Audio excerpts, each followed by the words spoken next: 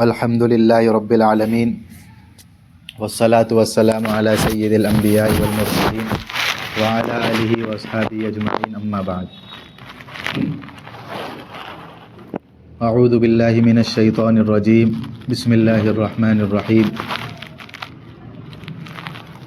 والذین جاہدوا فینا لنہدینہم سبلنا وإن اللہ لمع المحسنین وقال اللہ تبارک وتعالی ومن احسن قولا ممن دعا الى اللہ وعمل صالحا وقال اننی من المسلمین صدق اللہ العظیم وقال النبی صلی اللہ علیہ وسلم والذی نفسی بیدہ لتأمرن بالمعروف ولتنہون عن المنکر او لیوشکن اللہ ان یبعث علیکم عقابا منہ ثم تدعونہ فلا یستجاب لکم او کما قال رسول اللہ صلی اللہ علیہ وسلم۔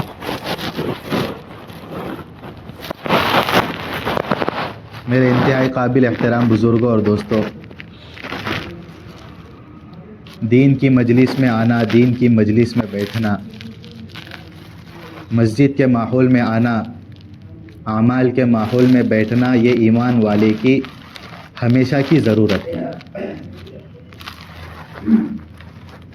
اس لیے کہ دو چیزوں کا اثر ہر ایک بندے پر ہوتا ہے۔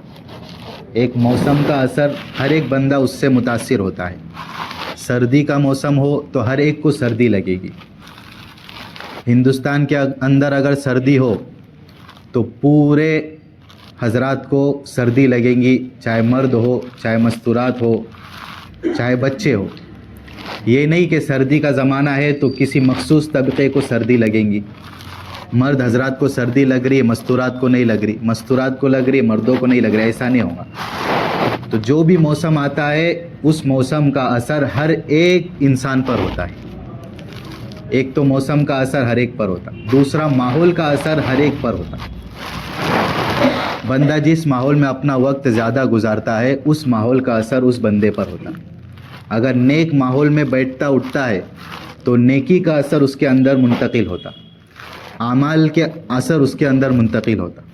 برے ماحول میں اٹھتا بیٹھتا ہے تو برا ماحول کی وجہ سے اس کے اندر بری صفات منتقل ہوتی ہے نا، رذائل اور گندی صفات اس بندے کے اندر منتقل ہوتی برے ماحول کی وجہ سے۔ اس لیے سمجھانے کے لیے ایک مثال دیتے کہ ایک عطر بیچنے والا انسان، اس کی لڑکی کا نکاح ایک کسائی گھرانے میں ہوا۔ اب یہ لڑکی ہر وقت خوشبو میں رہتی تھی، عطر کا ان کا دھندا تھا، کاروبار تھا، ہر وقت خوشبو، گھر میں خوشبو ہے نا، باہر نکلے تو خوشبو۔ اب ان کا نکاح ہوا لڑکی کا ایک کسائی کے گھرانے میں۔ اب ان کے وہاں ہر وقت گوشت ذبح ہوتا، جانور ذبح ہوتا، جس کی وجہ سے خون کی بدبو، گوشت کی بدبو، یہ ساری چیزیں رہتی تھی۔ تو پہلے جب لڑکی گئی تو بہت بیمار رہتی، پریشان رہتی، بدبو آ رہی ہے، بدبو سہن نہیں ہو رہی، کیونکہ اچانک خوشبو کے ماحول سے بدبو کے ماحول میں آنے کی وجہ سے متاثر، بیماری۔ باپ نے پہلے پوچھا تو بولے بہت بری حالت ہے، بیمار رہتی۔ دوسری مرتبہ 6 مہینے بعد باپ نے پھر بیٹی کو فون کیا کہ اب کیسی حالت ہے، اب کیسی طبیعت ہے۔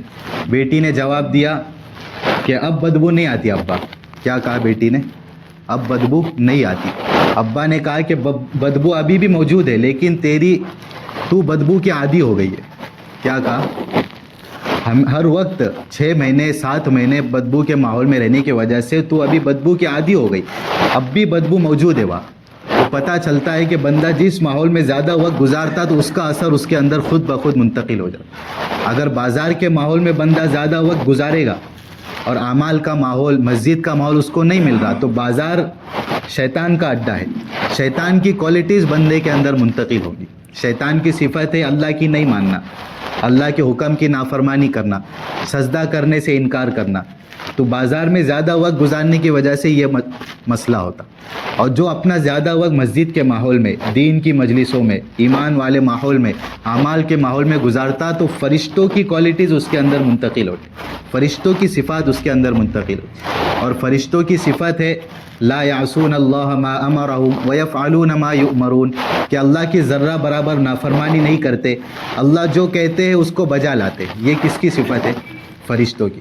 تو اعمال کے ماحول میں، نیک ماحول میں رہنے کی وجہ سے فرشتوں کی صفات انسان کے اندر منتقل ہے نا.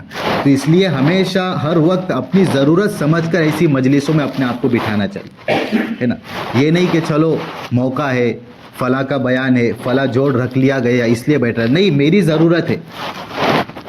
بازار کے ماحول میں رہنے کی وجہ سے، مسجد کے باہر رہنے کی وجہ سے میرے اندر جو بری صفات پیدا ہو گئی ہے، اس صفت کو ختم کرنے کے لیے، اس گندگی اور رذائل کو نکالنے کے لیے میرے لیے اس مجلس میں بیٹھنا ضروری. یہ نیت سے ہمیں بیٹھنا چاہیے ہے نا. تو پھر انسان کے اندر ایمان مضبوط ہوگا، اعمال کے اندر اس کے صلاحیت اور قابلیت پیدا ہوں گی، اعمال پر اس کے استقامت پیدا ہوگی. اس لیے انسان اس بات کو سمجھے ہے نا. کسی مولانا علی میاں ندوی رحمۃ اللہ علیہ فرماتے تھے، اگر کسی علاقے میں ہاسپٹل نہ ہو تو ہم کمی محسوس کرتے، اگر کسی علاقے میں پولیس اسٹیشن نہیں ہے تو ہم کمزوری محسوس کرتے، اگر کسی علاقے کے اندر کلینک نہیں ہے، اسکول کالج نہیں ہے تو ہم کمزوری محسوس کرتے کہ یار ہمارا علاقہ اتنا کمزور، ایک ہاسپٹل نہیں ہے، ایک عدالت نہیں ہے.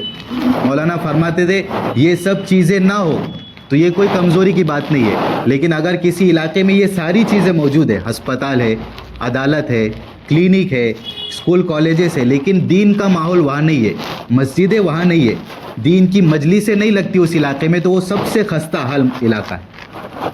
وہ کیا ہے؟ تو ہمیں اس بات پر افسوس ہونا چاہیے کہ یار ہمارے وہاں دین کی مجلسیں نہیں لگتی، کمزور علاقہ ہے، ہمارے وہاں ایمان کی محفلیں قائم نہیں ہوتی، کمزور علاقہ ہے. ہم ان چیزوں کے نہ ہونے کی وجہ سے اپنے آپ کو کمزور علاقہ سمجھتے ہیں. ایسا نہیں ہونا چاہیے. اس لیے ڈاکٹر کی بات، ڈاکٹر کے پاس جانے کے بعد بندہ جو وہ کہتا ہے اس کی بات کو دھیان اور توجہ سے سنتا ہے نا. کہ وہ کہیں گا کہ دوپہر میں گولی کھانا، ظہر کے بعد کھانے کے بعد، شام میں رات میں کھانے کے بعد گولی کھانا. تو جب ڈاکٹر بات کرتا ہے تو وہ ادھر ادھر دھیان نہیں دیتا، وہ سمجھتا ہے کہ نہیں، اس کی بات کو دھیان سے سننے اور عمل کرنے میں میری اصلاح ہے. اگر میں دھیان نہیں دوں گا تو میں عمل کر پاؤں گا، کیونکہ دھیان ہی نہیں دیا. اب عمل نہیں کر پاؤں گا تو میری جسمانی تکلیفیں اور بڑھ جائیں گی. اسی طرح جس طرح ڈاکٹر کی بات دھیان اور توجہ سے سنتے، اسی طرح بیان کرنے والی کی بات ہم ہر ایک کو دھیان اور توجہ سے سننا چاہیے اور اپنی ذات کو سامنے رکھ کر سننا چاہیے. لوگ ڈاکٹر کے پاس بیماری بتاتے تو اپنی بیماری بتاتے. کیا ایسا کہتے کہ فلاں کو بہت زیادہ بیماری ہے، آپ کچھ علاج دو، فلاں کے اندر یہ برائی ہے، کچھ علاج دو ہے نا، یہ اس کو کینسر ہو گیا، علاج دو. نہیں، اپنی بیماری لے کے جاتا ہے اور اپنی اصلاح کی نیت سے بیٹھتا ہے تو فائدہ ہوتا. لیکن یہاں معاملہ ہمارا الٹا ہے، لوگ بیان سنتے دوسروں کی اصلاح کے لیے. یہاں جتنی باتیں آئیں گی نا، اچھا یہ صفت تو اس کے اندر ہے، یہ کوالٹی، یہ برائی تو اس کے اندر ہے. نہیں، اپنی ذات کو جو سامنے رکھ کر سنتا ہے تو اس کے اندر اصلاح ہوتی ہے اور وہ عمل کے اوپر جمتا ہے نا. تو اس لیے ایسا چند باتیں ہیں دین کی مجلسی کے، اس کو عمل میں لانا چاہیے. دوسری بات یہ میرے دوستوں بزرگوں، اللہ نے ساری کائنات کو محض اپنی قدرت سے بنایا. بنی ہوئی چیز اپنے بننے میں، اپنے بقا میں، اپنے فائدہ پہنچانے میں، اپنے نقصان پہنچانے میں ہر لمحہ بنانے والے کی محتاج ہے. بنی ہوئی شکل چاہے چھوٹی ہو چاہے بڑی ہو، نفع پہنچانے میں خود مختار نہیں ہے. بنی ہوئی شکل چاہے چھوٹی ہو بڑی ہو، نقصان پہنچانے میں خود مختار نہیں ہے. ہر ایک چیز اللہ کی محتاج ہے. آگ یہ جلانے کی صلاحیت رکھتے ہوئے بھی جلا نہیں سکتی جب تک اللہ کا حکم نہ ہو. پانی یہ ڈبونے کی صلاحیت رکھتے ہوئے بھی ڈبو نہیں سکتا جب تک اللہ کا حکم نہ ہو. چھری یہ کاٹنے کی صلاحیت رکھتے ہوئے بھی کاٹ نہیں سکتی جب تک اللہ کا حکم نہ ہو. یہ سارے اعمال، سارے کام اللہ نے انبیاء علیہ السلام کے ساتھ کر کے دکھلائے. جس پانی کے اندر سے موسیٰ علیہ السلام کو اللہ نے پار گزارا، اسی پانی کے اندر اللہ نے فرعون کو ڈبا کر دکھایا. یونس علیہ السلام مچھلی کے پیٹ میں اطمینان کے ساتھ تیر رہے. ابراہیم علیہ السلام آگ کے اندر اطمینان کے ساتھ جی رہے. یہ سارے وہ اعمال ہیں جو اللہ نے انبیاء علیہ السلام کے ساتھ کر کے دکھلائے ہے نا. اس لیے مولانا یوسف صاحب رحمۃ اللہ علیہ فرمایا کرتے تھے کہ ہمارا کسی چیز کو چاہنا یہ طلب وجود ہے. ہم اگر کسی چیز کو چاہ رہے تو یہ کسی چیز کو طلب کر رہے. مثال کے طور پر میں نے چاہ پانی پیوں تو میں نے طلب کیا پانی پینا. اب میں جاؤں گا، گلاس لوں گا، اس میں پانی بھروں گا، پھر پانی پیوں گا. تو ہم جب کسی چیز کو چاہتے ہیں ہو جانا تو ہم طلب وجود ہے، اور اللہ کا کسی چیز کو چاہنا ہی وجود ہے. اذا اراد شیئا ان یقول له کن فیکون. جب اللہ چاہتے کہ کوئی چیز ہو جاوے تو اللہ کہتے کن، تو فیکون، وہ چیز فوراً ہو جاتی. ساتوں زمین اللہ نے بنائے، ساتوں آسمان اللہ نے بنائے، یہ سارا عالم بنانے کے بعد اللہ کہہ رہے وما مسنا من لغوب، یہ ساری چیزوں کے بنانے میں ہمیں کوئی تھکاوٹ محسوس نہیں ہوئی، یہ سارے عالم کو بنانے میں ہم کو پریشانی نہیں ہوئی، ہے نا۔ مولانا یوسف صاحب رحمۃ اللہ علیہ فرماتے تھے یہ سارے عالم کے اندر جتنے خزانے، جتنی نعمتیں اور جنت اللہ نے بیان فرمائی، ما لا عین رأت ولا اذن سمعت ولا خطر علی قلب بشر، نہ کسی آنکھ نے دیکھا جنت کی نعمتیں، نہ کسی کان نے سنا اور نہ کسی کے دل پر اس کا خیال بھی گزرا۔ مولانا فرماتے تھے یہ جنت کی ساری نعمتیں اور یہ جہنم کا سارا عذاب یہ اللہ کا خزانہ نہیں ہے بلکہ خزانے کا ایک ٹکڑا ہے۔ کیا کہتے تھے؟ اللہ کا خزانہ نہیں ہے بلکہ خزانے کا ایک ٹکڑا ہے، اس لیے کہ جنتیں کتنی بھی بن جائے محدود ہے اور اللہ کا خزانہ لامحدود ہے۔ جنت کتنی بھی بن جائے محدود ہے اور اللہ کا خزانہ لامحدود ہے۔ اللہ کا علم بھی لامحدود ہے، اللہ کا علم کا بھی کوئی احاطہ نہیں، اللہ نے ہر چیز کو گھیرا ہوا ہے، اللہ کا علم ہر چیز کو محیط ہے۔ اس لیے کتابوں سے پتہ چلتا ہے کہ نبی جس زمانے کے اندر موجود ہوتے تو نبی سے بڑا عالم زمین کے اوپر کوئی نہیں ہوتا۔ نبی زمین کے اوپر موجود ہے، لوگوں کو دین سکھلا رہے، لوگوں کو دین کی بات پہنچا رہے، دعوت و تبلیغ کا کام کر رہے۔ اسی زمانے میں موسیٰ علیہ السلام کی زبان پر ایسا جملہ نکلا، لوگوں کے سوال کرنے پر لوگوں نے پوچھا اے موسیٰ، اے نبی جی ذرا یہ تو بتاؤ زمین کے اوپر سب سے بڑا عالم کون ہے؟ موسیٰ علیہ السلام نے جواب دیا کہ زمین کے اوپر میں سب سے بڑا عالم ہوں، اور جواب بھی درست تھا کہ نبی تھے، نبی سے بڑا عالم کوئی نہیں ہوتا۔ لیکن اللہ کو یہ جملہ پسند نہیں آیا، اللہ نے موسیٰ علیہ السلام کو حکم دیا کہ جاؤ خضر سے ملاقات کرو، خضر کے پاس جاؤ، ان سے علم حاصل کرو۔ موسیٰ علیہ السلام گئے، خضر علیہ السلام کی خدمت میں رہنے لگے، اور خدمت میں رہنے کے بعد موسیٰ علیہ السلام نے اور خضر علیہ السلام ایک مرتبہ دریا کی کنارے پر بیٹھے ہوئے، دیکھا کہ دریا میں سمندر کے اندر ایک چڑیا آئی، چڑیا آنے کے بعد ایک قطرہ اپنے پیٹ میں پیا، قطرہ پانی چڑیا نے پیا۔ خضر علیہ السلام نے یہ دیکھ کر موسیٰ علیہ السلام سے سوال کیا کہ ذرا یہ تو بتاؤ اے موسیٰ، اس سمندر کے مقابلے میں اس چڑیا کے پیٹ میں کتنا پانی گیا ہوگا؟ یہ کوئی سوال؟ سمندر کہاں اور کہاں چڑیا کے پیٹ میں ایک دانہ، ایک قطرہ گیا ہوگا؟ کہاں مقابلہ ہو سکتا ہے سمندر کا اور ایک قطرے کا؟ خضر علیہ السلام کہنے لگے کہ اے موسیٰ، تمہارا علم اور میرا علم اور قیامت تک آنے والے تمام لوگوں کے علم کی حیثیت اللہ کے علم کے سامنے اتنی بھی نہیں ہے جتنا کہ یہ قطرہ سمندر کے سامنے حیثیت رکھتا ہے۔ اتنا اللہ تعالیٰ کا علم لامحدود ہے نا۔ نبیوں کا علم، پورے لوگوں کا علم اللہ کے علم کے سامنے اتنی بھی حیثیت نہیں رکھتا جتنا کہ وہ چڑیا کے پیٹ میں جو قطرہ ہے وہ سمندر کے مقابلے میں حیثیت ہے نا۔ اس لیے میرے دوستو بزرگوں، سب سے پہلی محنت آج دنیا کے اندر جتنا فساد، جتنا نقصان اور جتنا مسلمانوں کے اوپر حالات، پریشانی، مصیبت جتنا بھی نظر آ رہا ہے، اس کی بنیادی وجہ معلومات کی کمی نہیں ہے، اس کی وجہ مال کی کمی نہیں ہے، استعداد کی کمی نہیں ہے، صلاحیت کی کمی نہیں ہے۔ آج جتنا بھی فساد نظر آ رہا ہے اس کی وجہ بس ایمان کی کمزوری، اس کی وجہ کیا ہے بول؟ ایمان کی کمزوری ہے نا۔ ایمان کمزور ہونے کی وجہ سے اعمال کمزور ہوئے، اعمال کمزور ہونے کی وجہ سے اللہ کی طرف سے حالات برے نازل ہوئے۔ اللہ نے قرآن میں بہت جگہ اس کو ارشاد فرمایا ہے نا۔ اور ایمان مضبوط ہوگا، ایمان کامل ہوگا وہ امر بالمعروف نہی عن المنکر کے ذریعے۔ ایمان مضبوط ہوگا، ایمان کامل ہوگا ایمان کی دعوت دینے سے۔ بندہ جتنا ایمان کی لوگوں کے پاس جا کر دعوت دے گا، ایمان کی طرف لوگوں کو بلائیں گا، دین کی دعوت دیں گا، اس کا اندر سے ایمان مضبوط ہوگا۔ دین کے اوپر استقامت، دین کے اوپر جو جمتا ہے انسان وہ دعوت کے ذریعے سے جمتا ہے۔ اس لیے اللہ نے قرآن میں تعریف فرمائی، کنتم خیر امۃ اخرجت للناس تأمرون بالمعروف وتنہون عن المنکر وتؤمنون باللہ، تم بہترین امت ہو، تم لوگوں کے فائدے کے لیے دنیا میں بھیجی گئی ہو، تم بھلائی کا حکم کرتی ہو اور برائی سے روکتی ہو۔ بہترین امت کا اللہ نے لقب دیا ہم کو، اور بہتر ہونے کی وجہ اس کا کرائٹیریا کیا ہے اللہ نے آگے بیان کیا. اس کا مشن کیا ہے اس امت کا, بہترین امت ہونے کا. وجہ تأمرون بالمعروف وتنہون عن المنکر, بھلائی کا حکم کرتی ہے اور برائی سے روکتی ہے اور اللہ پر ایمان لاتی ہے. علماء فرماتے ہیں کہ تؤمنون باللہ, ایمان اللہ پر لاتی ہے. اللہ نے اس آیت میں آخر میں بیان کیا, پہلے دعوت کو بیان کیا, بھلائی کا حکم کرنا برائی سے روکنے کو پہلے بیان کیا. علماء فرماتے ہیں اس لیے کہ بھلائی کا حکم کرنے اور برائی سے روکنے سے ایمان مضبوط ہوتا ہے, اس لیے ایمان کو بعد میں ذکر.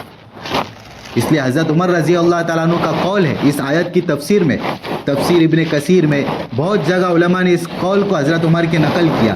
حضرت عمر فرماتے تھے کہ جو کوئی تم میں سے بہترین امت میں شامل ہونا چاہتا ہے تو اس کے لیے ضروری ہے کہ وہ اس شرط کو پورا کرے جو اللہ نے اس آیت میں بیان کیا, اور وہ شرط کیا ہے؟ بھلائی کا حکم کرنا, برائی سے روکنا.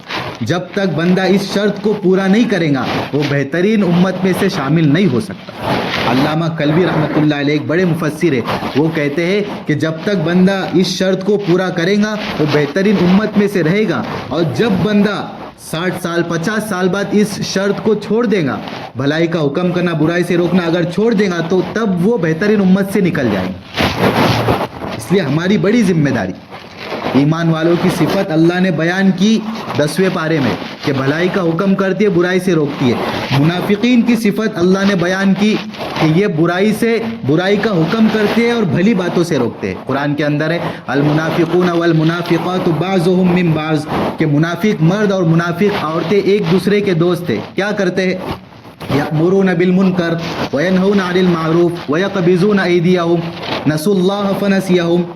اللہ فرماتے یہ منافق مرد اور منافق عورتیں دوسروں کو برے کاموں کا حکم کرتے ہیں اور بھلی باتوں سے روکتے ہیں اور اپنے ہاتھوں کو بند کر کے رکھتے ہیں, یعنی اللہ کی راہ میں خرچ نہیں کرتے.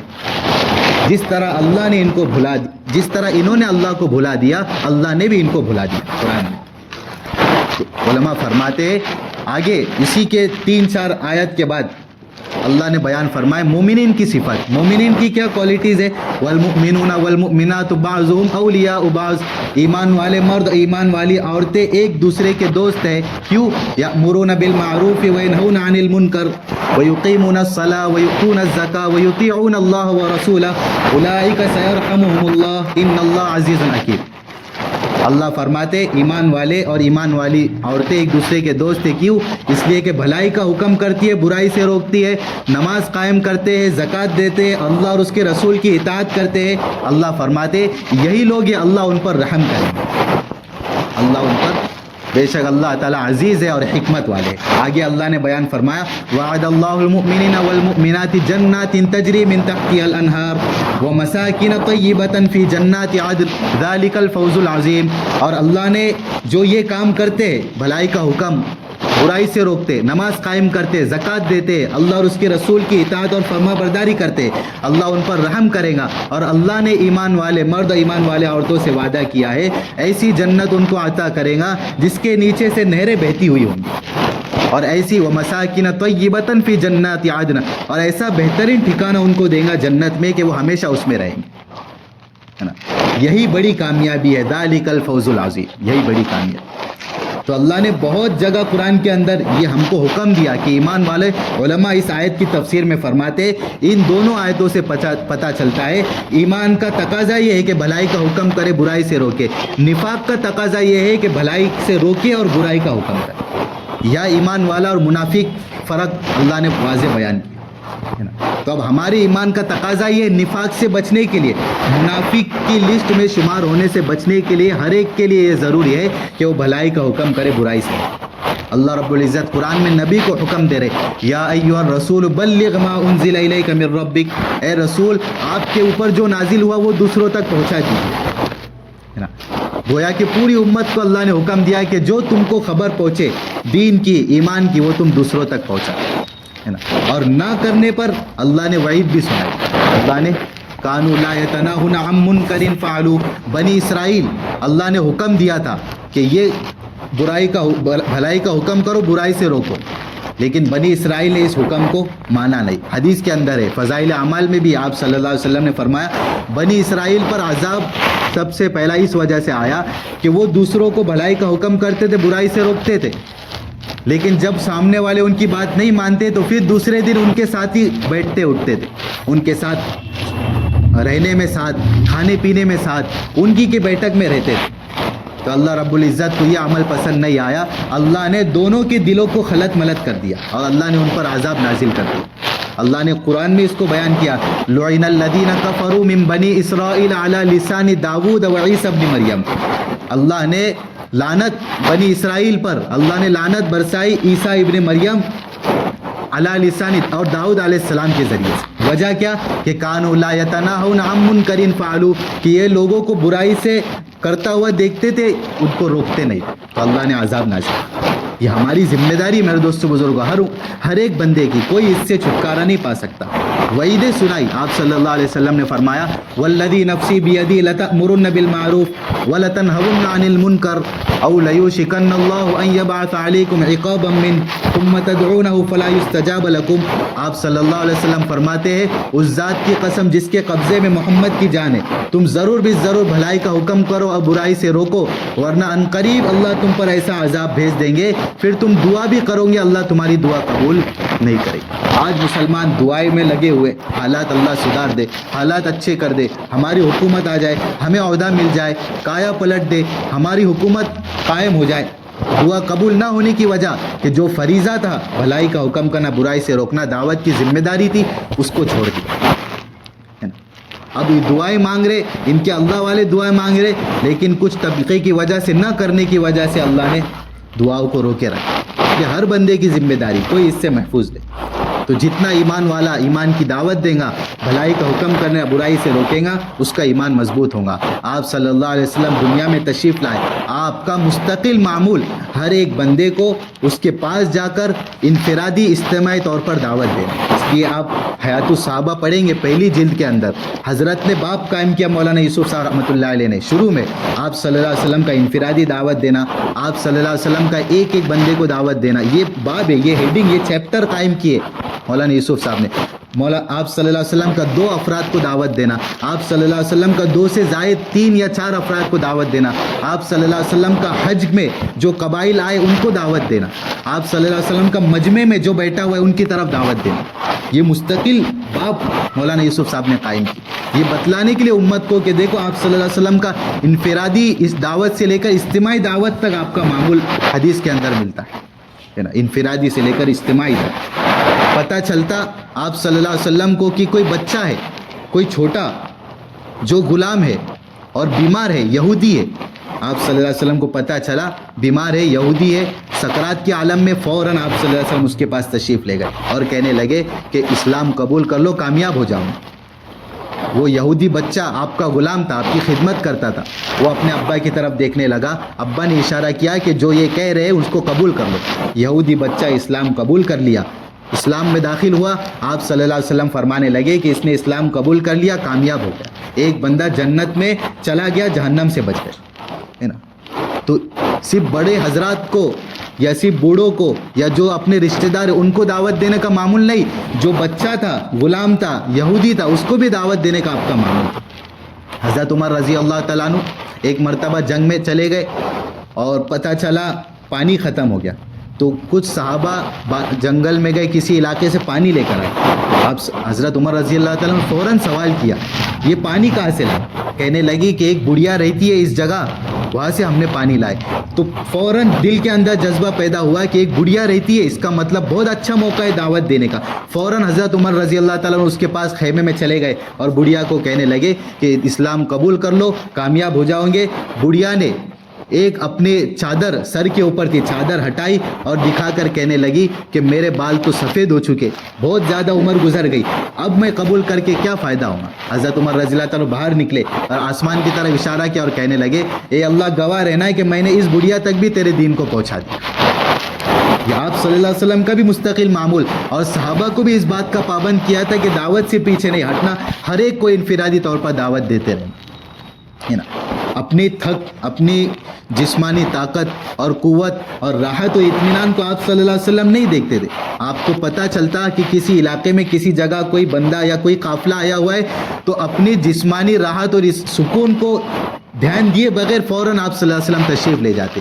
اور آپ کو جب پتہ چلتا کہ بازار کے اندر کوئی نئے حضرات آئے ہوئے تو آپ صلی اللہ علیہ وسلم بازار میں جاتے تھے اور دیکھتے تھے کہ کون نیا آیا ہوا ہے اور کس کو میں دعوت دوں.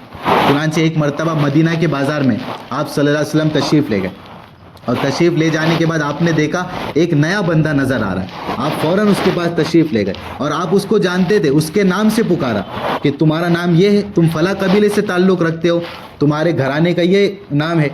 وہ اتنا متاثر ہوا آپ صلی اللہ علیہ وسلم کے ان جملوں سے, وہ فوراً اسلام قبول کیا, اسلام میں داخل ہوا.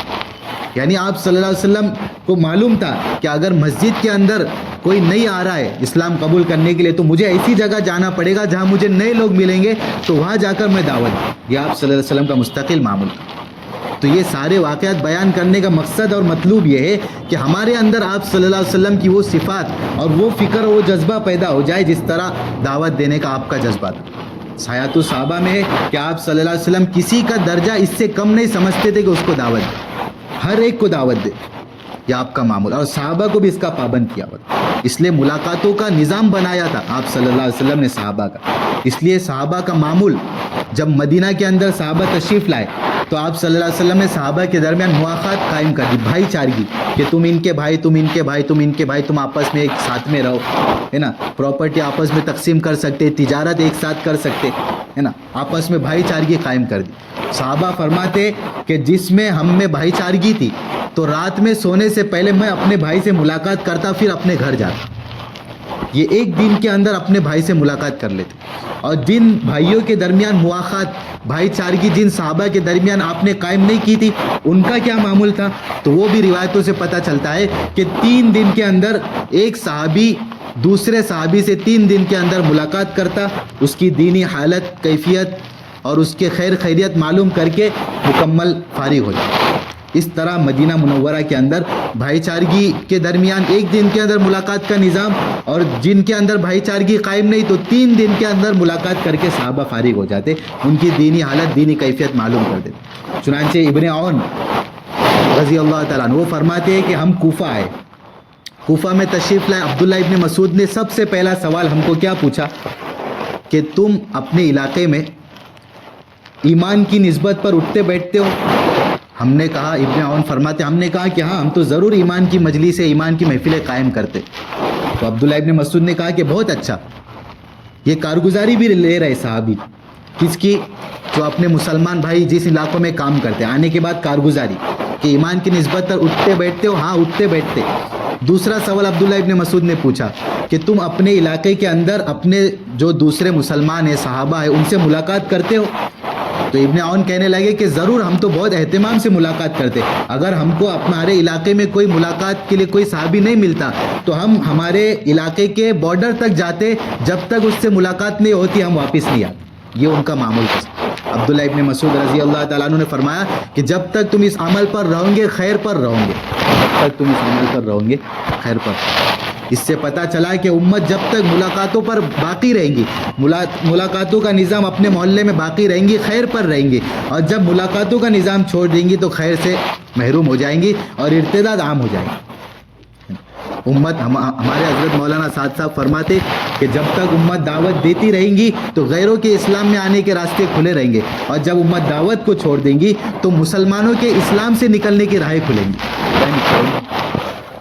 آج دیکھو, دعوت چھوڑ دی تو غیر مسلم تو اسلام میں نہیں آ رہے, بلکہ مسلمان اسلام چھوڑ کر جا رہے. اتنا پاکیزہ اور اتنا پکا ثقہ مذہب کو چھوڑ کر جانے کی وجہ کیا ہے کہ امت نے جو دعوت کی ذمہ داری تھی اس کو چھوڑا. اس لیے ہمیں ہر ایک یہ ملاقاتوں کا نظام حضرات صحابہ سیرت سے لینا پڑے گا, ہے نا. اس لیے صحابہ کا معمول روزانہ ملاقات کرنا, ہر ایک سے ملاقات کرنا اور ہر ایک ملاقات کرے. اس لیے ہماری بھی یہ ترتیب ہونی چاہیے ہر مسجد میں کہ ہر ایک ملاقات کرے, ہر روز ملاقات کرے اور ہر ایک سے ملاقات کرے. یہ 3 کام بڑے اہتمام سے ہمیں کرنا ہے. کیا کرے؟ ہر ایک ملاقات کرے, ہر روز ملاقات کرے اور ہر ایک سے ملاقات کرے, کوئی چھوٹنا نہیں چاہیے, ہے نا. صحابہ کا یہ معمول تھا. ہمارا وہاں تو معاملہ ایسا ہو گیا کہ پتہ بھی نہیں چلتا, کوئی پیدا ہوا, جوان ہوا, اس کا نکاح ہوا, بچے ہوئے, بوڑھا ہو گیا, انتقال بھی ہو گیا, ہمیں پتہ بھی نہیں کہ اس کا انتقال ہو گیا اور ہمارے علاقے میں رہتا, کیونکہ 100% ملاقاتوں کا احاطہ ہی نہیں ہے. ہے نا. 100 کسی ہفتے میں یا 15 دن میں ملاقات پورا کرنے کا کوئی ٹارگیٹ نہیں ہے. نہیں، ایسا نہیں ہونا چاہیے. ٹارگیٹ ہو کہ اتنے دنوں میں ہر ایک سے، ہر فرد سے ملاقات کریں گے اور ہر ایک ملاقات کریں گے، روزانہ ملاقات کریں گے. ورنہ تو ٹیم بن گئی، ملاقات کی الگ، مشورہ کرنے والوں کی الگ ٹیم، متکلم کی الگ ٹیم، ہے نا. یعنی جتنے ٹیم بنتے جائیں گے، طبقے بنتے جائیں گے، ہر ایک ملاقات سے محروم رہیں گے. ورنہ اندر بیٹھ کے کچھ ملاقات کریں گے، کچھ باہر، روزانہ وہی جماعت ملاقات میں جاری. نہیں، روزانہ ہر ایک ملاقات کرے، کم سے کم 100 آدمیوں کی ملاقات کرے. کتنے؟ اب تک ہم سنتے تھے 25 آدمیوں کی ملاقات کرے، ہے نا. اب 25 نہیں ہے، یہ روایت منسوخ ہو گئی. ابھی صوبے کا مشورہ تھا، صوبے کی حاضری تھی نظام الدین پہ، تو مفتی یعقوب صاحب نے نئی روایت بیان کی تبلیغ میں کہ 100 بندے سے ملاقات کرنا روزانہ، ہر ایک 100 سے ملاقات کرے. اور یہ بھی منیمم ہے، میگزیمم نہیں ہے. کیا ہے؟ منیمم ہے، میگزیمم نہیں ہے. اور روزانہ 4 گھنٹے ملاقات کرے. کتنے؟ 4 گھنٹے، 2.5 گھنٹے نہیں، 4 گھنٹے. کیونکہ امت اتنی پھیلی ہوئی ہے. دیکھو انڈیا کی پاپولیشن کہاں سے کہاں جا رہی، مسلمانوں کی کتنی پاپولیشن بڑھ رہی. اب بھی 2.5 گھنٹے اور اب بھی 25 پر رہیں گے تو پھر تو کتنا طبقہ محروم ہو جائے گا ملاقات سے.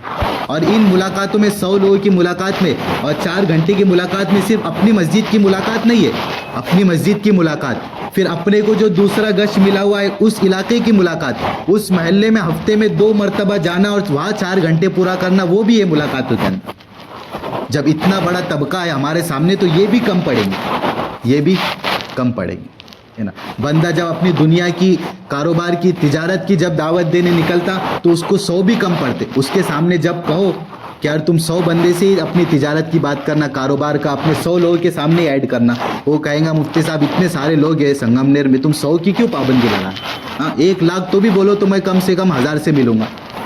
لیکن دین کی بات 100 لوگ سے کیسے ملاقات ہوں گی؟ تو وہاں سوچنا چاہیے اپنے کاروبار پہ ہم کتنا تمنا کرتے کہ میری دکان پر 100 سے زیادہ لوگ آئے.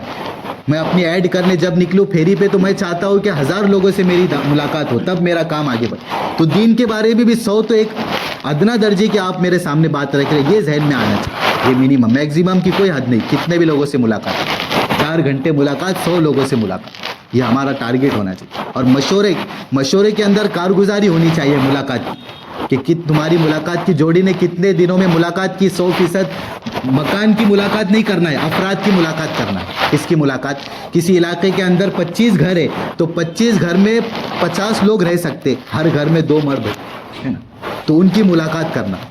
افراد کی، ہر گھر میں جا کر آج ایک سے ملاقات کی، دوسرے دن دوسرے بھائی سے ملاقات کرنا، تیسرے دن تیسرے بھائی سے ملاقات کرنا، تب جا کر 100% ملاقات ہوں گی. ہمارا تو معاملہ ایسا ہو گیا، چند مخصوص گھروں پہ جا کر ملاقات کریں. کیا کرتے؟ چند مخصوص گئے، جو روزانہ جس گھر پہ آواز دیتے اسی گھر پر آواز دیے، وہ گھر ہونے کے بعد 4-5 گھر اسکپ کر دیے. پھر اس کے بعد بیچ میں کیوں اتنے اسکپ ہو گئے؟ تو بولے جو رہبر ہے ان سے لفڑا ہے، جو رہبر ہے اس نے ان سے قرضہ لیے ہوا ہے تو اس لیے ادھر آواز نہیں دے رہا. یہ مسئلے کی وجہ سے کتنے گھر چھوڑ دیتے، اس سے ان کی جمتی نہیں، وہ اس کا رشتہ دار نہیں جمتی، اس لیے گھر مت لو. کیوں ایسا ہوا؟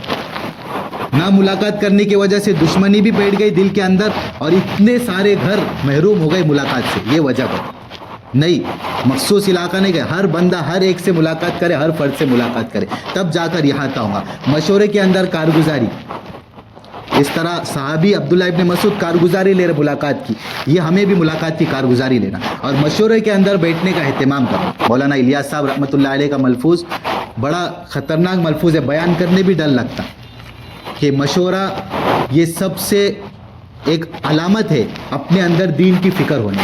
اگر کسی کے اندر ہمیں دیکھنا ہو کہ اس کے اندر دین کی فکر، امت کی فکر، امت کا جذبہ، درد و غم ہے کہ نہیں، تو دیکھو کہ وہ مشورے کی پابندی کرتا ہے کہ، کیونکہ مشورے کے اندر بندہ اسی نیت سے بیٹھتا ہے میری اصلاح ہو جائے، محلے والوں کی اصلاح ہو جائے، میرے گھر والوں کی اصلاح ہو جائے، پورے عالم کی اصلاح ہو جائے. تو مولانا الیاس صاحب رحمۃ اللہ علیہ فرماتے تھے کہ سب سے برا بندہ وہ ہے کہ جو دنیا سے رخصت ہو رہا ہے، جس کا انتقال دنیا سے ہو رہا ہے اور ایک دین کی فکر لیے بغیر مر رہا ہے، دین کی فکر لیے بغیر مر رہا ہے، بدترین موت مر رہا ہے. قیامت کے دن آپ صلی اللہ علیہ وسلم کے سامنے منہ دکھانے کے لائق نہیں ہوگا اور رسوا ہوگا. اور جس کے اندر دین کی فکر ہے، دین کی فکر لے کر دنیا سے جا رہا ہے تو بہترین موت مر رہا ہے. قیامت کے دن آپ صلی اللہ علیہ وسلم کے سامنے خوش و خرم ہو کر ملاقات کریں گا اور قیامت کے دن اللہ اس کو عزت دیں گے. تو دین کی فکر ہونے کی علامت یہ مشورہ ہے، مولانا الیاس صاحب کا ملفوظ ہے. ڈر لگتا ہے یہ سنانے، اس لیے ہم مشورہ کا اہتمام کریں۔ اللہ نے قرآن میں حکم دیا آپ صلی اللہ علیہ وسلم کو وَأَمْرُهُمْ شُورَى بَيْنَهُمْ، ہے نا، وَأَقَامُوا الصَّلَاةَ، نماز کو اور مشورے کو ساتھ میں بیان کیا اللہ نے قرآن میں۔ یعنی جس طرح نماز چھوڑنے پر ہمیں غم ہوتا ہے، افسوس ہوتا ہے، مشورہ چھوٹنے پر ایسا غم اور افسوس ہونا چاہیے، ہے نا۔ جس طرح نماز کی پابندی ہم کرتے ہیں، ہے نا، اہتمام سے جلدی وضو کر کے مسجد میں آتے ہیں، اسی طرح مشورے کی پابندی کرنا چاہیے، نماز کو اور مشورے کے ساتھ بیان کرنے کا مقصد، ہے نا۔ مشورہ نہیں چھوٹنا چاہیے مسجد کا۔ دو وجہ سے مشورہ چھوٹ سکتا ہے انسان کا۔ کتنی وجہ سے؟ دو وجہ سے، یا تو گاؤں میں نہیں ہے یا دنیا میں نہیں ہے، یا تو گاؤں میں نہیں ہے یا دنیا میں نہیں ہے، کسی جگہ چلے گیا، باہر تقاضے پہ ہے یا رشتہ داروں کے بعد، تو ٹھیک ہے مشورہ رہ گیا، ہے نا، ہو سکتا وہاں بھی مشورے میں بیٹھ سکتا ہے، کسی مسجد میں جا کے زیادہ فکر ہے نا، دین کی، امت کی، یا تو انتقال ہو گیا۔ لیکن دوسری کوئی وجہ نہیں ہونی چاہیے۔ آج معاملہ ایسا ہو گیا ہے نا، رات میں اگر کسی جگہ شادی ہو، پروگرام ہو، ولیمہ ہو، تو مشورے اپنے ساتھیوں کے چھوٹ جاتے، عشاء کی نماز بھی قضا، مشورہ بھی چھوٹ گیا۔ کیا وجہ تھی؟ ساتھی کہا کہ مشورے میں فلاں کا ولیمہ ہے، فلاں کی شادی ہے، کیا وجہ ہو سکتا پتا؟ تو یہ ہمارے اندر دین کی فکر، ایسا نہیں ہونا چاہیے۔ مشورے کی پابندی اہتمام کے ساتھ، ہے نا۔ دوسرا اہتمام کے ساتھ یہ پابندی ہمیں کرنا ہے، جس سے بھی ملاقات کرے اس کو 4 مہینے کی تشکیل کرنا۔ چند تشکیل ہے، یہ اہتمام سے کرنا، 4 مہینے کی اس کے سامنے بات رکھنا، ہر ایک بندے سے، چاہے کوئی بھی مشغول، کتنا بھی مصروف ہمیں نظر آئے، کتنا بھی مشغول ہمیں نظر آئے، اس کی مشغولی، اس کی مصروفیت سے متاثر نہیں ہونا۔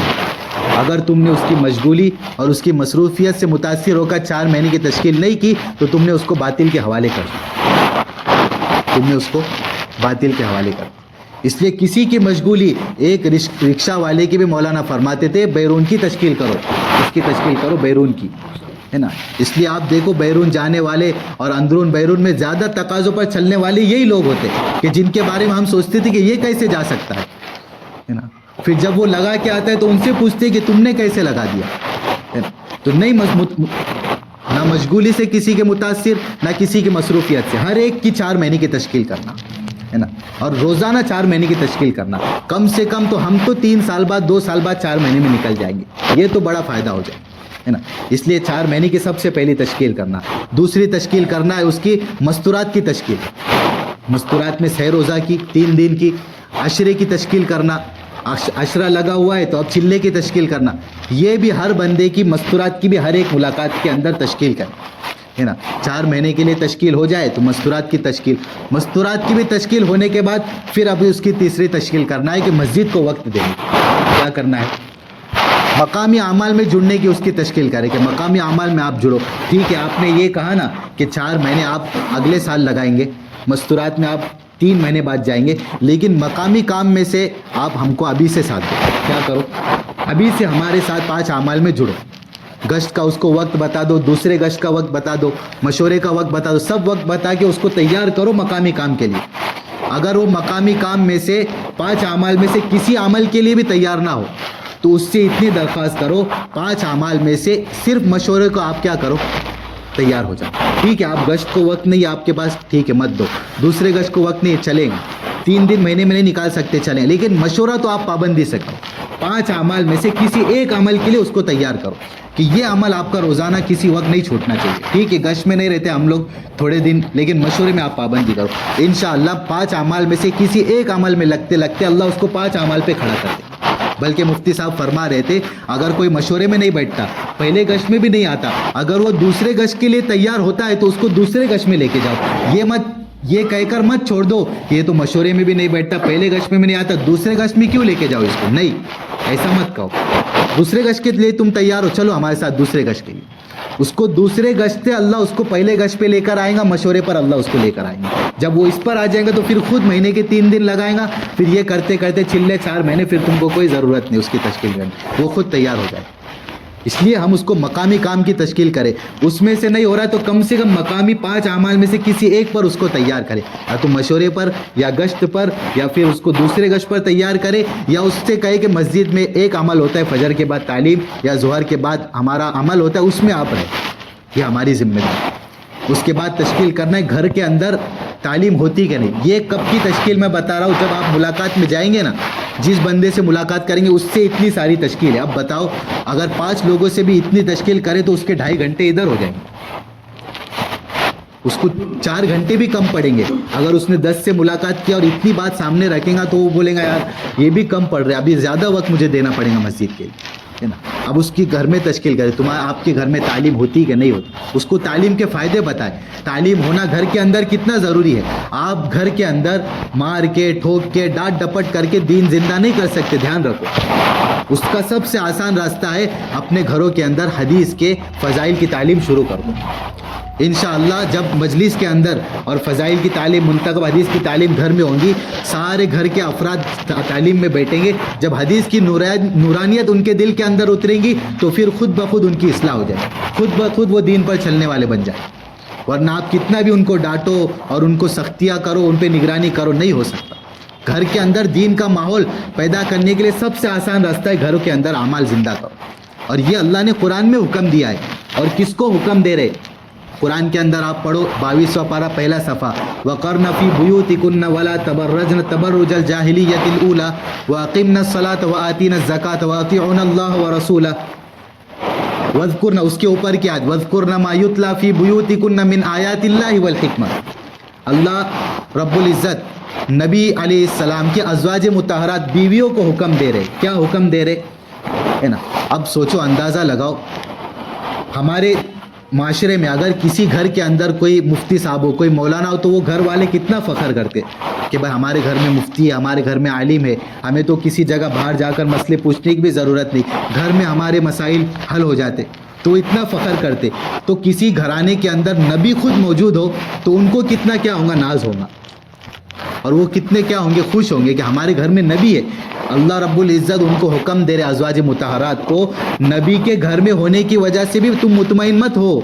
جو نبی پر قرآن کی آیتیں نازل ہوتی ہے, جبرائیل جو قرآن کی آیت لے کر نازل ہوتے ہیں, وَاذْكُرْنَ مَا يُتْلَى فِي بُيُوتِكُنَّ, تم ان آیتوں کا تذکرہ تلاوت اپنے گھروں میں کرو. والحکمہ, علماء فرماتے حدیث کا حکم ہے, حدیث کا تذکرہ گھروں کے اندر کرو. کس کو حکم ہو رہا ہے؟ نبی علیہ السلام کی زوجہ مطہرات. قرآن میں اللہ نے ایک جگہ بیان فرمایا, یا نساء نبی لستن کاحد من النساء, کہ اے نبی کی بیویوں تم اور عورتوں کی طرح نہیں ہو نا, تمہارا درجہ بہت بڑا ہے, تم بہت بڑے رتبے والی ہو, لیکن نبی گھر میں ہونے کے باوجود مطمئن مت ہونا. اس کے باوجود اللہ ان کو حکم دے رہے کہ قرآن کے حلقے گھر میں لگاؤ, حدیث کے مذاکرے گھر میں کرو. تو پھر ہم کو تو بدرجہ اولا حکم ہے کہ گھر میں قرآن پڑھے اور حدیث کا حلقہ لگائے.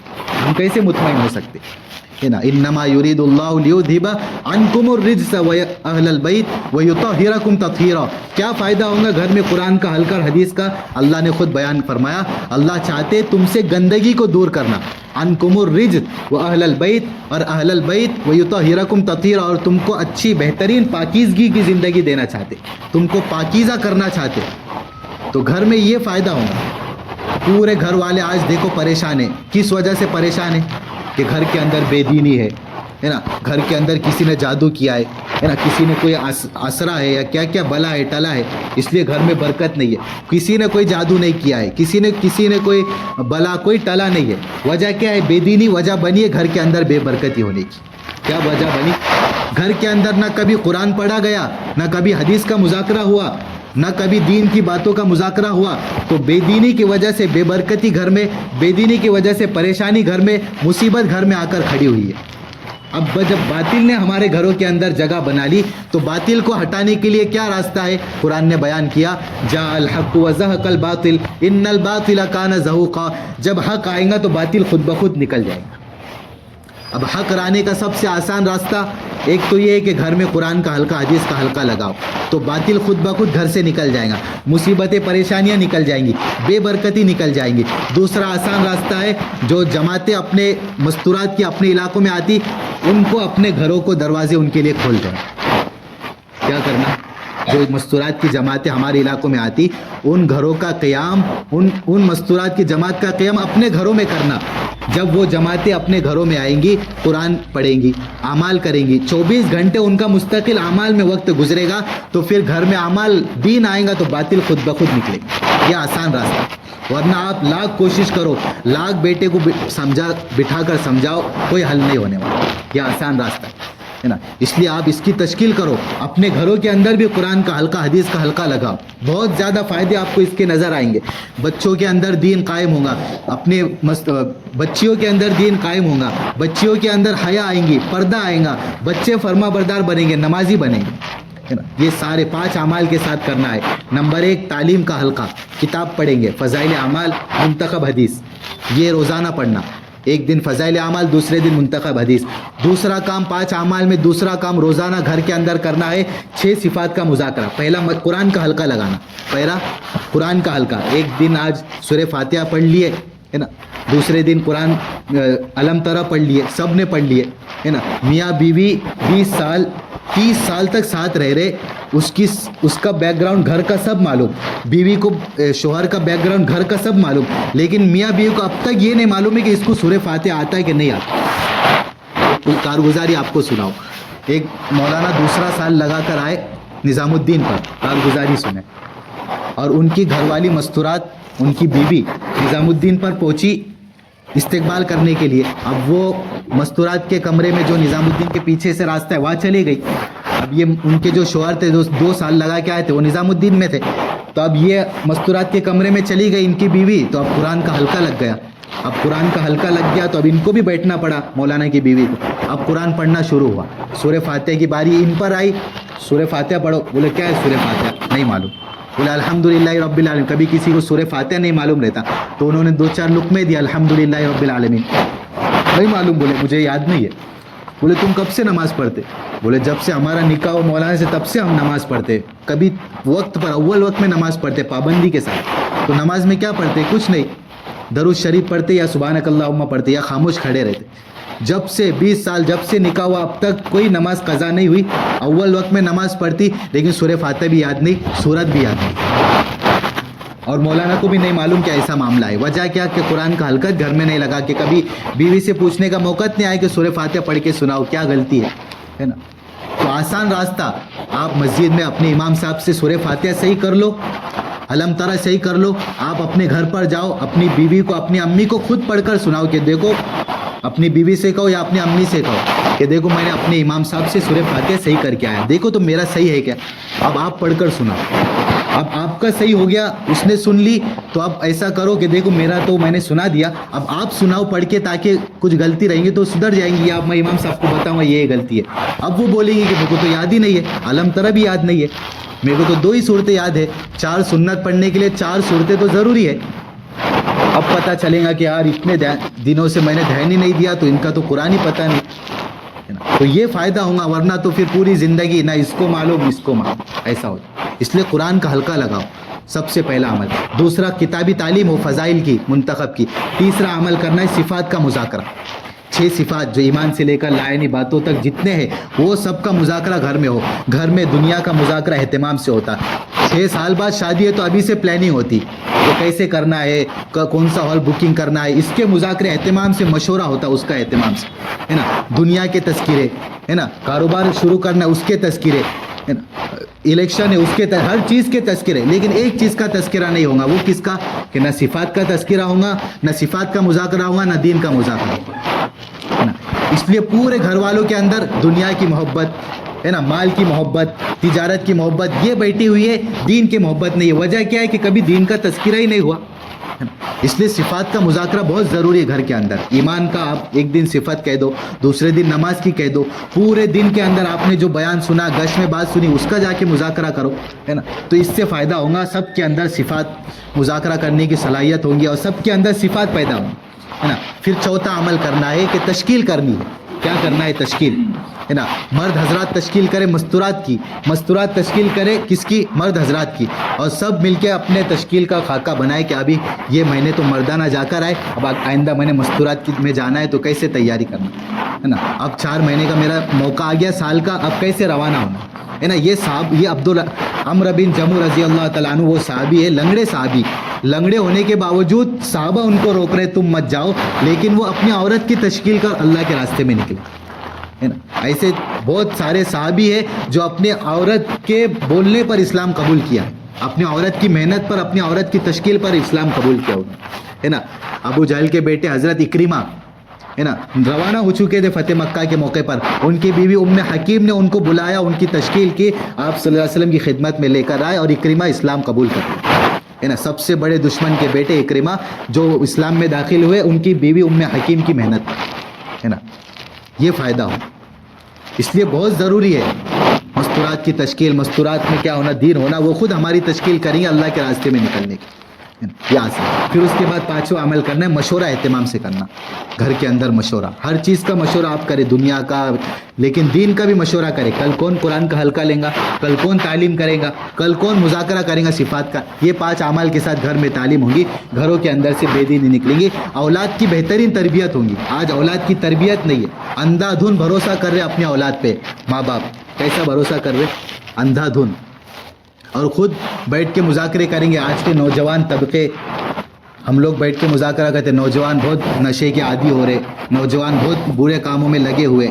یہ تذکرے کرنے کے بجائے ہر ماں باپ نے اگر یہ سوچ لیتا کہ ہم بچپن میں ان کی صحیح تربیت کرتے تو یہ مذاکرہ کرنے کی ہمیں نوبت نہیں آتی کیا بولو, ہے نا.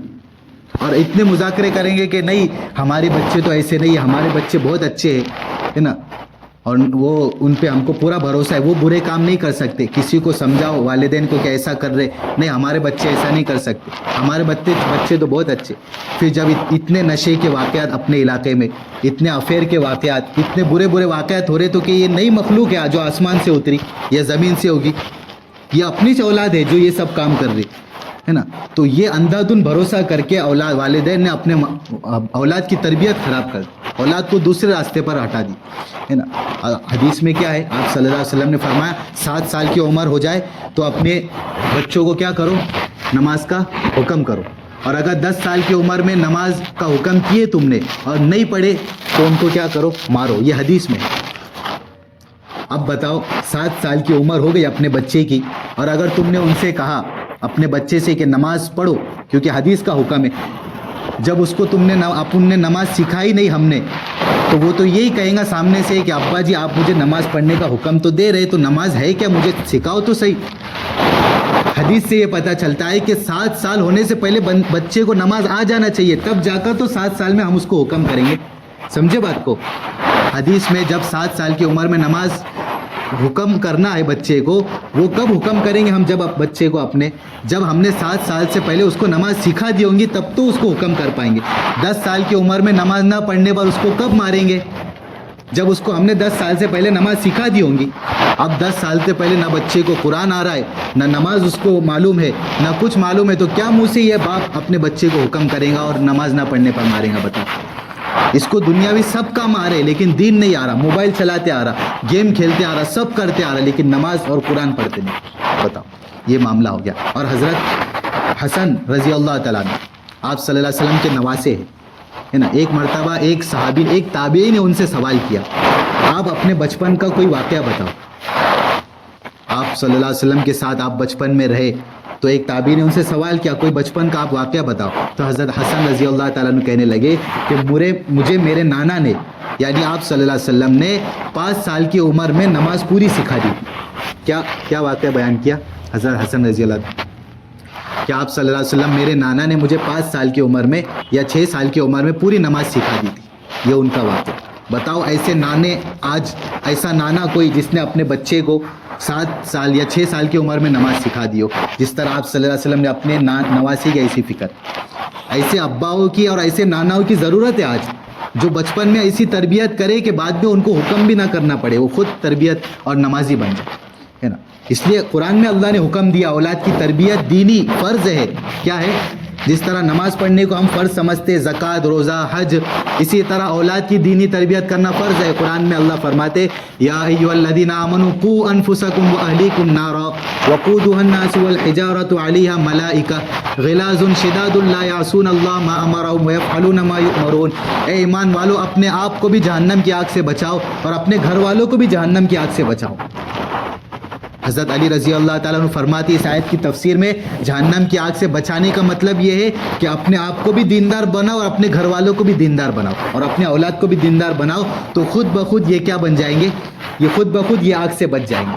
دوسری طرف اللہ ارشاد فرماتے وَأْمُرْ أَهْلَكَ بِالصَّلَاةِ وَاسْتَبِرْ عَلَيْهَا لَا نَسْأَلُكَ رِزْقًا نَحْنُ نَرْزُقُكَ وَالْعَاقِبَةُ لِلتَّقْوَىٰ.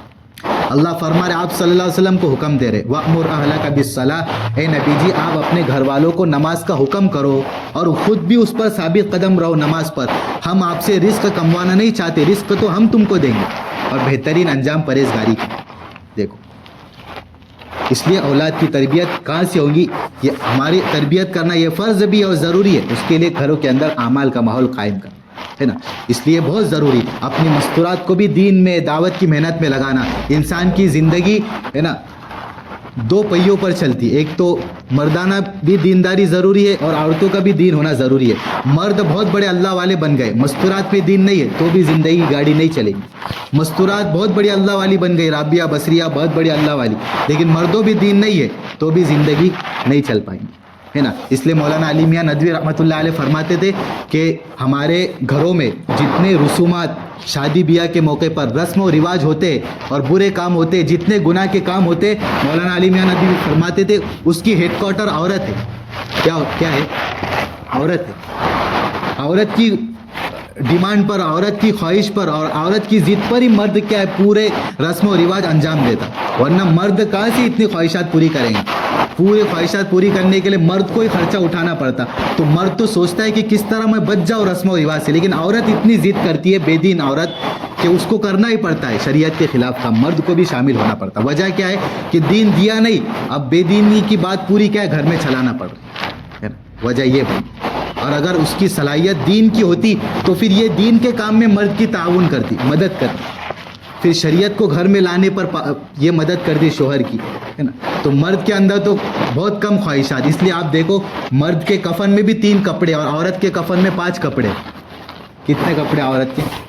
تو وہ تو ان کے تو زیادہ ہی رہیں گے. اس لیے ان کی خواہشات کو اور ان کی ضروریات اور ان کی زندگی کو دین پر لے کر آ جاؤ تو سارے ہمارے گھر کا ماحول ٹھیک ہو. اس کے لیے مستورات کا اللہ کے راستے میں ہم کو ان کے ساتھ لے کر نکلنا بہت ضروری ہے. ماں مستورات جماعتوں کا خروج بھی بہت ضروری ہے، اس کے بھی بہت زیادہ فائدے ہے نا. آپ اپنی مستورات کو سمجھاؤ، ایسی کارگزاری ہمارے پاس کہ بہت سمجھائے مستورات کو کہ ساڑی پہننا چھوڑ دو، شریعت کے خلاف کپڑا ہے نا، پردہ کرنا شروع کر دو. نہیں مانی. انہوں نے کہا میں نے اپنی مستورات کو 3 دن لے کر گیا، 3 دن آنے کے بعد آج تک مجھے کبھی کہنے کی ضرورت نہیں پڑی کہ پردہ کرو. وہ اہتمام سے پردہ کرتی. کتنے دن کی بات ہے؟ 3 دن. مرد کو ایک مرتبہ 4 مہینے لگا لو سدھرنا بہت مشکل، لیکن عورتیں 3 دن کے اندر سدھر کے آ جائیں.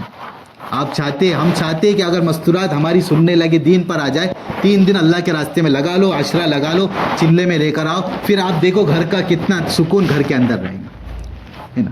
یہ بہت ضروری، مستورات کا خروج ہمارے یہاں سے ہونا چاہیے بہت اہتمام سے ہے نا. اس کے لیے بہت ضروری ہے اللہ کے راستے کا خروج، اللہ کے راستے میں نکلنا اہتمام سے. خروج اس دعوت کا قیام ہے، خروج اس کام کی خصوصیت ہے.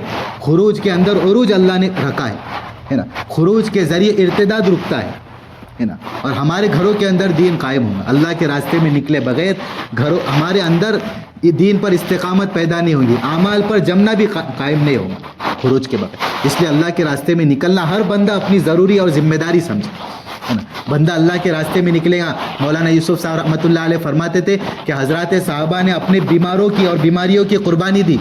حضرات صحابہ نے اپنے بیماروں کی اور اپنی بیماریوں کی قربانی دی، اللہ نے ان کے مٹی میں شفا رکھ دی. حضرات صحابہ نے اپنی کھجوروں کی قربانی دی، اللہ نے ہر گھر میں ان کے کھجور کو پہنچا دیا. حضرات صحابہ نے جنت البقیع میں دفن ہونے کو چھوڑا اور اپنے علاقے میں نکل گئے دنیا کے علاقوں میں، تو اللہ نے ہر بندے کے دل میں یہ خواہش ڈال دی کہ وہ جنت البقیع میں دفن ہونا چاہتا ہے نا. انڈیا کا رہنے والا بھی تمنا کرتا ہے کہ میری قبر جنت البقیع میں بنے. امریکہ کا رہنے والے بھی تمنا کرتا ہے کہ میری قبر کہاں بنے؟ جنت البقیع میں ہے نا. افریقہ کے جنگل کا رہنے والا بھی تمنا کرتا ہے میری قبر جنت البقیع میں بنے. وجہ کیا ہے کہ مدینہ میں رہنے والے صحابہ نے یہ تمنا نہیں کی کہ میری قبر جنت البقیع میں.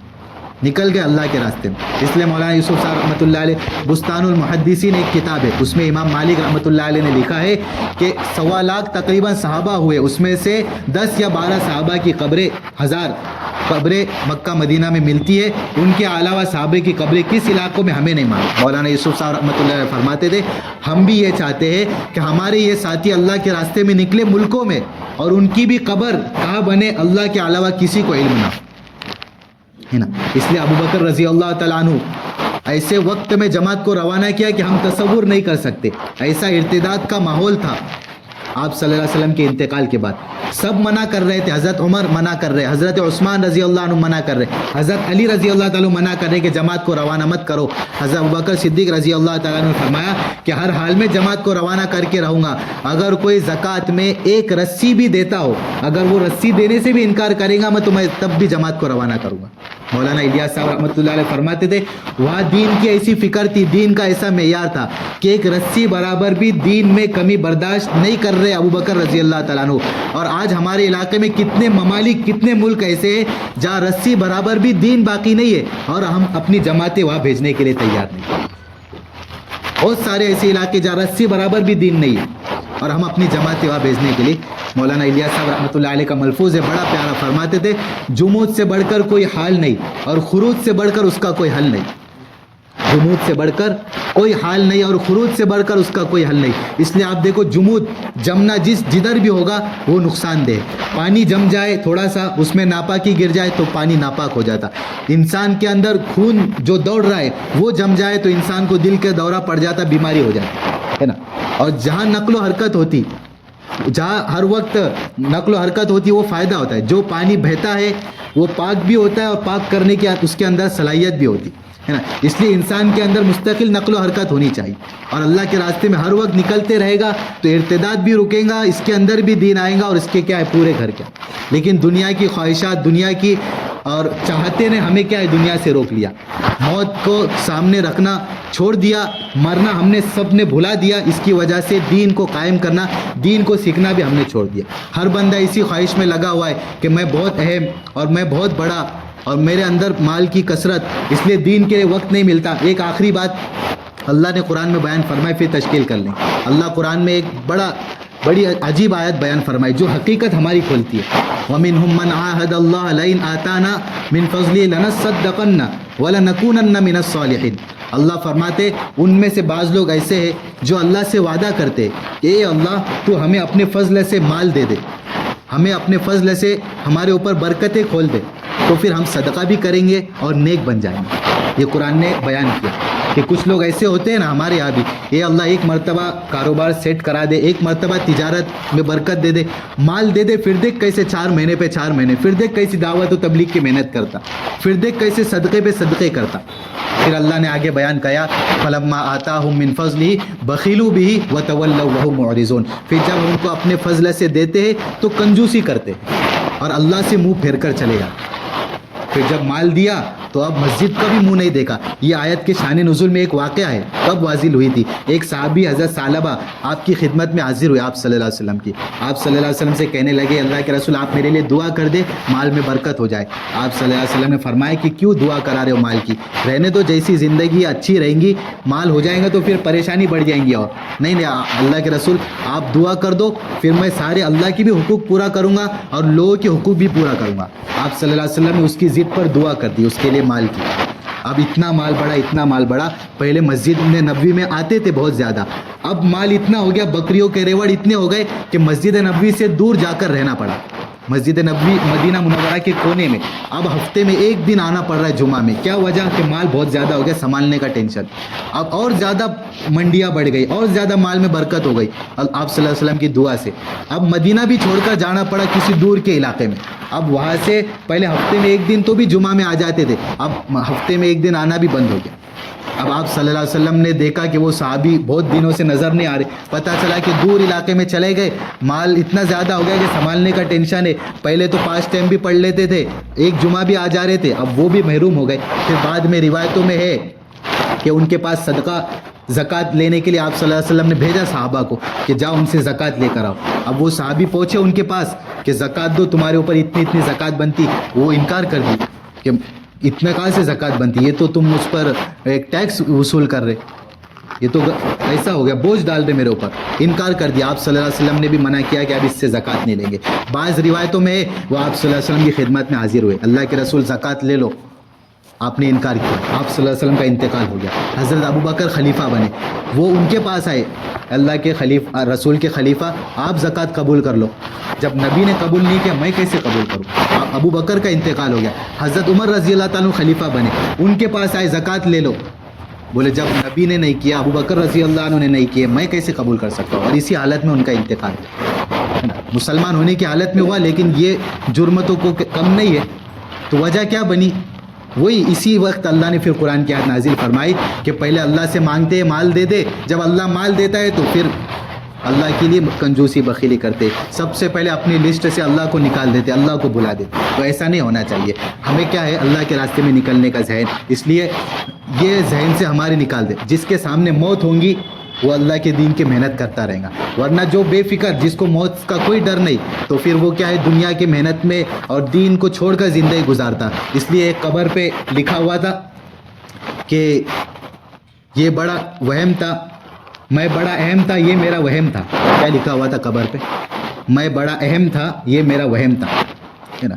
یعنی انسان سوچتا ہے کہ میں بہت اچھا، بہت بھاری، بہت مالدار اور بہت آگے نکل چکا، لیکن جب قبر میں پتہ چلتا ہے کہ کون سی محنت کر کے آ گیا جو یہاں کام بھی نہیں آ رہی، ہے نا. قرآن میں الحاکم التکاثر میں اللہ نے اسی کا نقشہ کھینچا ہے کہ اتنے مال کے پیچھے دوڑ دھوپ کرتے مسلمان لوگ کہ یہاں تک کہ قبر میں چلے جاتے. پھر قبر میں جا کے ان کو پتہ چلتا کلا سوف تعلمون کہ کون سا کام کر کے آگے، وہاں جا کر عنقریب معلوم پڑ جائے گا. ثم کلا سوف تعلمون، پھر عنقریب معلوم پڑ جائے گا کہ کون سی محنت کر رہے تھے اور کیا کرنا چاہیے.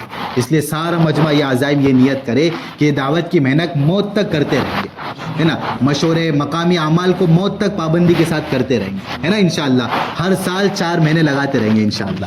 اپنے گھروں کے اندر تعلیم زندہ کریں گے انشاءاللہ. قرآن کے حلقے لگائیں گے اپنے گھروں کے اندر، حدیث کا مذاکرہ کریں گے انشاءاللہ. جو بھی جماعت مستورات کی آئیں گی انشاءاللہ تو اپنے گھروں کو کیا کھولیں گے، اپنے گھروں کو. بس 2 شرطیں دیکھو کیا اتارنے کے لیے، نہ بھاڑے کا گھر ہونا شرط ہے، نہ پکا گھر ہونا شرط ہے، نہ بڑا بنگلہ ہونا شرط ہے نا. یہ شرطیں ہمارے ذہن میں رہتی کہ میرے گھر تو کرائے کا، میں کیسے رکاؤں، کچا گھر ہے میں کیسے رکاؤں. نہیں، 2، ایک تو رہائشی گھر ہو، رہتے ہو لوگ وہاں، اور ایک پردے کا اہتمام ہو. بس یہ 2 شرطیں، اور اتارنا ہے جماعت کو. آپ اتارو جماعت، دیکھو کتنا فائدہ ہوگا گھروں کے اندر اتارنے سے، ہے نا. دوسرے مہمانوں کے لیے تو ہمارے بہت گھر کھلے ہوئے، لیکن اللہ کے مہمانوں کے لیے گھر بند ہو جاتے. نہیں، ایسا نہیں ہونا چاہیے. کریں گے پھر فکر انشاءاللہ. اس لیے آپ بتائیں سارا مجمع کہ اللہ کے راستے میں نکلنے کے لیے 4 مہینے کے لیے کون تیار ہے؟